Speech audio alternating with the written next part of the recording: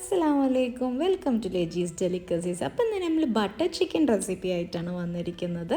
അപ്പോൾ ആദ്യം ഞാൻ പാനിൽ കുറച്ച് ഓയിൽ ഒഴിച്ച് കൊടുക്കുന്നുണ്ട്. എന്നിട്ട് പട്ട, ഗ്രാമ്പു, ഏലക്ക എല്ലാം ഇട്ട് കൊടുക്കുന്നുണ്ട്. അപ്പം ഞാനൊരു കുക്കറിൽ കുറച്ച് ഇറച്ചി ആദ്യം മാറ്റി വേവിച്ച് വെക്കുന്നുണ്ട്.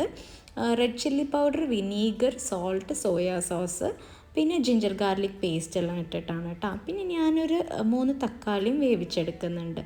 അപ്പം നേരത്തെ ഓയിലിൽ പട്ട, ഗ്രാമ്പൂ ഒക്കെ ഇട്ടതിൽ നമ്മൾ 2 സവാള ഇട്ട് കൊടുക്കുന്നുണ്ട്.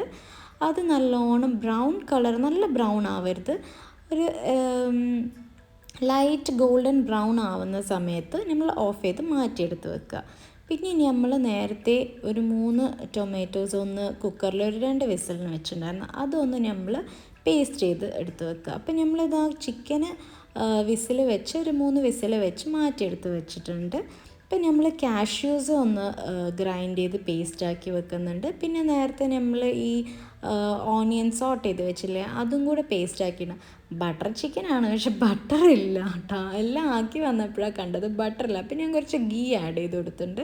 പിന്നെ ജിഞ്ചർ ഗാർലിക്, ഇത് 2 ചതച്ചാണ് ഞാൻ യൂസ് ചെയ്തിരിക്കുന്നത് കേട്ടോ. അത് നല്ലോണം ഒന്ന് മുരിഞ്ഞ് വരുന്ന സമയത്ത് ഞാൻ നല്ല red chilli powder, Kashmiri chilli പൗഡറാണ് ഇട്ട് കൊടുത്തിരിക്കുന്നത്.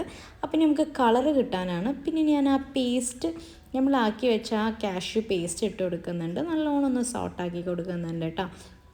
ഇനി ഞാൻ ഇതിലേക്ക് കുറച്ച് മുളക് പൊടിയും കൂടെ ആഡ് ചെയ്തിട്ടുണ്ട്. സാധാ മുളക് പൊടി നമ്മൾക്ക് എരിവ് കിട്ടാൻ വേണ്ടിയിട്ടാണ്.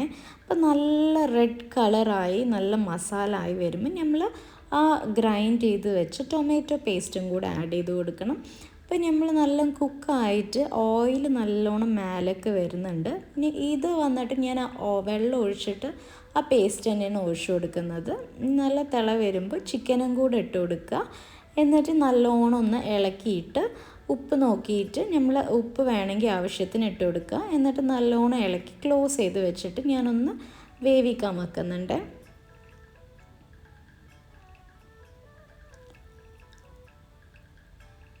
ഇപ്പം നല്ലോണം വെന്ത് വരുമ്പോൾ ഞാൻ ലാസ്റ്റിൽ ക്രീം ആഡ് ചെയ്ത് കൊടുക്കുന്നുണ്ട് കേട്ടോ.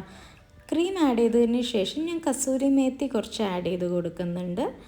പിന്നെ മല്ലിയില എല്ലാം വേണമെങ്കിൽ ഗാർണിഷിന് യൂസ് ചെയ്യാം, പക്ഷേ എൻ്റെ അടുത്ത് അതൊന്നും ഉണ്ടായിരുന്നില്ല. അപ്പോൾ ലാസ്റ്റിൽ അടിപൊളി ടേസ്റ്റി ആയിട്ടുള്ള വീട്ടിൽ എന്തൊക്കെ ഉണ്ടായിരുന്നോ അതെല്ലാം വെച്ചിട്ട് ഞാനൊരു ബട്ടർ ചിക്കൻ അല്ലെങ്കിൽ ഗീ ചിക്കൻ എന്ന് പറയുക ഉണ്ടാക്കി ഞാൻ സെർവ് ചെയ്ത്. ഞങ്ങളിത് പത്തിരി ആൻഡ് റുമാലി റൊട്ടീൻ്റെ കൂടെയാണ് കഴിച്ചത്. ഇനി കൂടെ ഒരു സാലഡും ഉണ്ടായിരുന്നു. അപ്പോൾ എല്ലാവരും ട്രൈ ചെയ്ത് ഫീഡ്ബാക്ക് അറിയിപ്പിക്കണേ പ്ലീസ്.